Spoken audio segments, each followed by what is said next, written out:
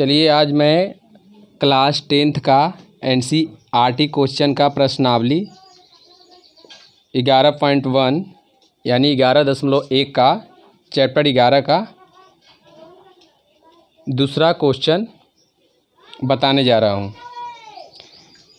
इसमें ये लिखा गया है कि 4 सेंटीमीटर, 5 सेंटीमीटर और 6 सेंटीमीटर भुजा वाले, यानी आपका जो है चैप्टर 11 का आपका प्रश्नावली 11.1 का क्वेश्चन नंबर 2 का क्वेश्चन है 4 सेंटीमीटर, 5 सेंटीमीटर और 6 सेंटीमीटर भुजाओं वाले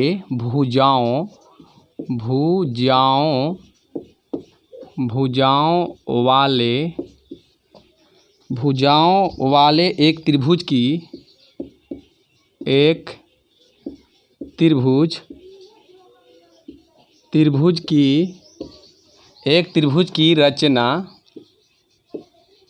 रचना करें, एक त्रिभुज की रचना करें और फिर इसके समरूप और फिर इसके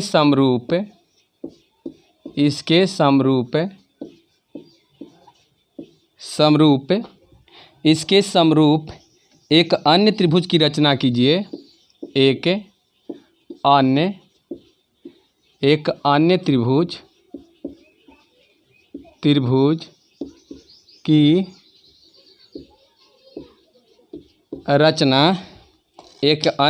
की रचना कीजिए जिसकी भुजाएं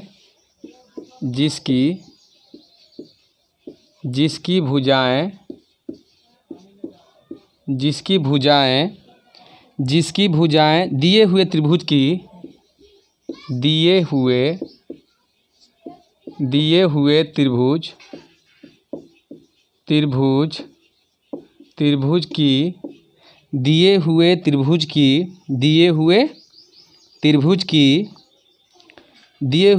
की संगत भुजाओं की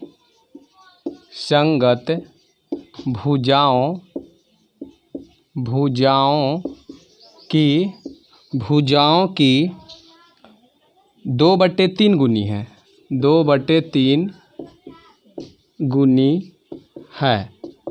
अगर गुनी से रिलेटेड जितना भी क्वेश्चन आ जाएगा उसको हम इस तरह से बनाएंगे जो अभी हम बताने वाले हैं। थोड़ा सा यहाँ पर थोड़ा सा डिफरेंट थोड़ा सा हो सकता है क्या, तो अगर यदि मान लीजिए कि आपका हर जो है हर अंश से बड़ा रहेगा तो इसका सिस्टम बनाने का अलग हो जाएगा, और यदि अंश से हर जो है छोटा हो जाएगा तो इसका बनाने का सिस्टम अलग हो जाएगा। तो चलिए सबसे पहले हम क्या करते हैं, यहाँ पर आपका जो है 4 सेंटीमीटर, 5 सेंटीमीटर और 6 सेंटीमीटर त्रिभुज की भुजाएं हैं। तो त्रिभुज की भुजाएं 3 होते हैं, तो इसमें से किसी भी भुजा को हम आधार नीचे की ओर ले सकते हैं। तो चलिए मान लीजिए कि हम इस त्रिभुज में ले रहे हैं। जैसे मान लीजिए कि हम यहाँ पर BC कोई के मान लेते हैं। जैसे यहाँ पर 4, 5 और 6 दिया हुआ है, तब मान लीजिए कि मेरा ये 5 है, BC है। तब 5 सेंटीमीटर जो है हम BC स्केल से नापकर और ले लेंगे। आपके पास जो स्केल होगा वो स्केल से ले लेना है। ये आपका BC हो जाएगा 5 सेंटीमीटर का। ये BC आप किसी को भी मान सकते हैं, 4 के भी आप BC मान सकते हैं और 5 के भी मान सकते हैं, चाहे 6 के भी मान सकते हैं, किसी को भी मान सकते हैं। तो जब हम 5 सेंटीमीटर BC ले लिए तो एक मतलब कि इधर कहीं AB बनेगा, तो AB ए जो है ए बी आपका कोई भी हो सकता है, 6 हो सकता है, चाहे 4 हो सकता है। तो चलिए हम 4 को ही ले लेते हैं। तो ए बी मेरा 4 हो जाएगा, तो एकर मतलब ये हो जाएगा कि ए सी मेरा 6 हो जाएगा। यदि हम ए बी 6 लेते हैं तो ए सी 4 हो जाएगा। तो यहाँ पर जो है हम 4 सेंटीमीटर की चाप लेते हैं कंपास से और बी को केंद्र मानकर इस तरह से मान के चलिए ये मेरा कंपास है, तो बी को केंद्र मानकर एक चाप इस तरह से खींचेंगे, यानी इस तरह से चाप खींचेंगे बी को केंद्र मानकर। इसी तरह से अगर मान लीजिए 4 सेंटीमीटर के हम चाप लिए तो यहाँ पर 6 सेंटीमीटर के चाप लेंगे, क्योंकि 6 बचा हुआ। तो सी को केंद्र मानकर और 6 सेंटीमीटर नाप लेना है और 6 सेंटीमीटर की चाप से इसको इस तरह से काट देना है। चलिए यहाँ पर इस तरह से आपका कट गया। ये जो बिंदु बना ये आपका ए बना, ये बिंदु ए बना। अब यहाँ पर क्या करेंगे, इसे बिंदु हम दे देंगे और बिंदु देने के बाद इस तरह से हम मिला देंगे और यहाँ भी इस तरह से मिला देंगे। मिलाने के बाद ये मेरा 4 सेंटीमीटर हो गया, 4 सेंटीमीटर हो गया और ये मेरा जो है 6 सेंटीमीटर हो गया। 6 सेंटीमीटर लिख दिए। उसके बाद हम इससे जितना भी गुनी से रिलेटेड क्वेश्चन जो आएगा वो सब जितना भी है वो सब के जो है यहाँ पर बी जो हम मानेंगे, ऐसे बी सी जो भी मानिएगा, बी सी मानिए तो ज़्यादा, लेकिन अक्षर कुछ भी मान सकते हैं। लेकिन यदि आप बी सी मान लेते हैं तो ऐसे आइडिया मिल जाएगा कि हाँ बी सी से हम ऐसे इतना डिग्री का कोण बनाए थे। तो यहाँ बी सी पर जो है, बी पर जो है हम नीचे की ओर 60 डिग्री का कोण बनाएंगे सुविधा के लिए, अपना सुविधा के लिए। बी सी जो आपका रेखाखंड जो नीचे खिंचाया, तो बी सी यानी बी पर जो है हम 60 डिग्री का कोण बनाएंगे। तो यहाँ से इस तरह से काटें और यहाँ से एक बार ऐसे काटेंगे, तो ये मेरा 60 डिग्री का कोण बन के तैयार हो जाएगा। तो चलिए हम यहाँ से 60 डिग्री का कोण बना लेते हैं। 60 डिग्री कोण बनाने के बाद हमको क्या करना है, यहाँ पर जो है सबसे पहले जो गुनी दिया हुआ है इसमें अधिकतम मैक्सिमम 3 तक है। तो ज़्यादा जो दिया हुआ रहेगा उसी को देखना है। ऐसे भी हो सकता है 4/5, ऐसे भी हो सकता है 6/4, ऐसे भी हो सकता है। तो 6/4 हो सकता है। तो यहाँ पर जो ऊपर कम नीचे ज़्यादा और ऊपर ज़्यादा नीचे कम दोनों से रिलेटेड हम क्वेश्चन यही में समझा देंगे, तो आपको समझ में आ जाएगा। तो यहाँ पर क्या करना है कि यहाँ 2/3 है तो इसमें अधिक है।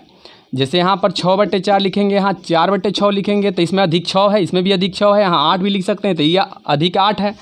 तो जो ज़्यादा होगा उतना ही बराबर भाग में ये बी को केंद्र मानकर हम मान लेंगे। चलिए 1 हो गया, 2 हो गया और 3 हो गया, क्योंकि मैक्सिमम अधिक से अधिक 3 तक है। तो ये मेरा हो जाएगा B1, और क्योंकि ये B हुआ तो ये B1 हुआ, ये B2 हो जाएगा और B3 हो जाएगा। अब याद रखिएगा जो नीचे दिया हुआ रहेगा 3 चाहे 4 जो भी दे रहा है उसी को हम C से मिलाएंगे। अगर मेरा यहाँ पर 2 रहता तो 2 को ही C से मिलाते, अगर मेरा जो भी रहता 4 रहता नीचे तो 4 को ही C से मिलाते। तो मेरा यहाँ 3 है, देखिए, तो यहाँ पर 3 को ही हम किससे मिलाएंगे, C से मिलाएंगे। इस तरह से ऐसे हम C को मिला देंगे। मिलाने के बाद यहाँ पर क्या करना है, तो यहाँ पर जो है आप सबसे पहले एक कंपास लीजिए, चांद लीजिएगा और चांद के सहायता से, जैसे मैं देखिए इतना बड़ा तो चांद मेरे पास नहीं है, तो यहाँ चांद के सहायता से जो है यहाँ पर इस तरह से चांद रख कर और इसको जो है हम नाप लेंगे कि ये कितना डिग्री का कोण बन रहा है। तो चांद यहाँ रख कर और इस तरह से नाप लेना है।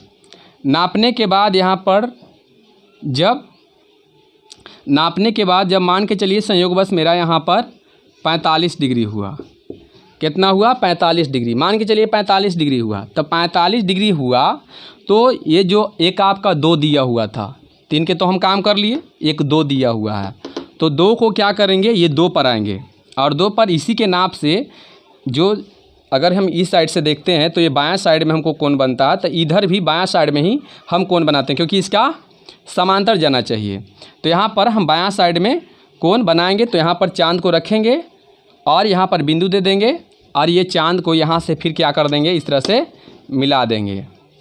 तो मिलाने के बाद ये जो है समांतर दोनों हो जाएगा। देखिए इस तरह से समांतर हो जाएगा। मेरा ये भी 45 डिग्री का ही कोण बना हुआ है, 45 डिग्री का कोण बना हुआ है। अब यहाँ पर इसको हम क्या रख देते हैं नाम, सी डैश, क्योंकि सी है तो इसको सी डैश नाम धरते हैं। अभी कोण के हम नापते हैं, तो ऐसे चांद लेंगे और चांद के सहायता से इसको हम कोण को नाप लेंगे, क्योंकि नीचे वाला क्लास में पढ़ना है। तो यहाँ चांद के सहायता से इसको हम नापेंगे। नापने के बाद मान के चलिए संयोग बस आपका 30 डिग्री हुआ। कितना हुआ, 30 डिग्री। तो 30 डिग्री हुआ तो एकर बगल में जस्ट जो सी डैश है, इस सी डैश पर आपका जो है क्या करना है, 30 डिग्री का ही कोण बना देना है चांद के सहायता से। अगर आपको यहाँ पर जिसका अगर पूरा बन रहा है, जैसे 30 डिग्री का, 15 डिग्री का, तो आप कंपास से भी बना सकते हैं, लेकिन चांद के सहायता से यहाँ बना लीजिए, ठीक रहेगा। तो चांद के सहायता से हम चांद को इस तरह से रखेंगे। यह स्केल है, ये मत समझिएगा। चांद जो गोल होता है, अर्धवृत्त होता है, आधा वृत्त, उससे हम नापेंगे। तो नापने के बाद हम बिंदु देंगे, तो इस तरह से बिंदु आएगा और बिंदु के बाद हम इसको क्या करेंगे, इस तरह से मिला देंगे। अब मिलाने के बाद जो है इस तरह से आपका बन जाएगा। ये भी आपका 30 डिग्री का ही हुआ। अब यहाँ पर जो ए था तो इसका हम नाम धर देते हैं ए डैश। अब इस तरह से ये क्वेश्चन जो है आपका ये बनेगा। उसके बाद इसका जो है फिर किस तरह से कैसे बनावल गया है इसका आप रचना कर सकते हैं, लेकिन इतना ही बना दीजिएगा तो आपका नंबर जो है मैट्रिक में फुल मिल जाएगा। 5 नंबर का ये क्वेश्चन है, 5 नंबर का है, 5 नंबर आपका मिल जाएगा। तो इस तरह से अगर मान के चलिए, अगर हम दूसरा लेते हैं, संयोग बस मान लो यहाँ 9 है, चाहे यहाँ पर मान के चलिए 7 है और 7 बटे यहाँ 5 है। तो आपका कोई जो भी त्रिभुज है, वो त्रिभुज आपका दिया हुआ रहेगा, भुजा ये सब, तो आप BC ले लीजिएगा। और बनाने के बाद मान के चलिए संयोग बस आपका त्रिभुज इस तरह से बन गया। बनाने के बाद यहाँ 60 डिग्री कोण बनाइएगा आप इस तरह से और ऐसे खींचिएगा। और यहाँ पर सबसे बड़ा 7 है, तो इसको 7 बराबर भाग में 1 2 3 4 5 6 7 ऐसे 7 हो जाएगा। ये आपका B1 हो जाएगा, ये आपका B2 हो जाएगा, ये आपका B3 हो जाएगा, B4 हो जाएगा, B5 हो जाएगा, B6 हो जाएगा और B7 हो जाएगा। तो जो नीचे देखिएगा उसी को C से मिलाना है। तो चलिए नीचे हम देखते हैं 5 है, कम है, तो हम इसको मिलाएंगे। तो इस तरह से आप मिला दीजिएगा, 5 को यहाँ मिला दीजिएगा। मिलाने के बाद आपको क्या करना है, ई कोण को नापना है। और ई कोण के नापने के बाद मान के चलिए आपका 50 होता है। तो 50 होता है, तो 50 जो आपका 7 है, तो 7 पर भी ये जो 7 है यहाँ पर भी 50 डिग्री का कोण इस साइड में ही बनाना है। देखिए इधर से देखते हैं तो ये मेरा बायां साइड है, लेफ्ट है, तो लेफ्ट साइड में ही हम 50 डिग्री यहाँ चांद को रखेंगे और 50 डिग्री कोण से इसे चिन्ह दे देंगे और इस तरह से आगे में है बनाएंगे। बनाने के बाद ये जो है आपका इस तरह से ऐसे आ जाएगा। अब देखिए इसको जो है हम आगे में बढ़ा देंगे, सी को यहाँ पर रख देते हैं और ऊपर की ओर, और इसको जो है आगे में है इस भुजा को, रेखा को आगे में है जो है हम इस तरह से बढ़ा देते हैं। एकदम सीधा होना चाहिए आपका, यहाँ बढ़ गया। तो ये सी है, तो ये हम अभी हम इसको सी डैश नाम धरेंगे। सी डैश नाम धरने के बाद ये कोण को नापेंगे। ई कोण के नापने के बाद मान के चलिए मेरा ये 45 हुआ, 45 हुआ, तो यहाँ भी ई पर भी 45, इस साइड में देखिए बायां साइड में है, तो यहाँ भी बायां साइड में 45 बनेगा। चांद यहाँ रखिएगा और नाप के अपना बिंदु दे दीजिएगा और इस तरह से आपका ऐसे ऐसे जो है आपका इधर आपका ऐसे बनेगा।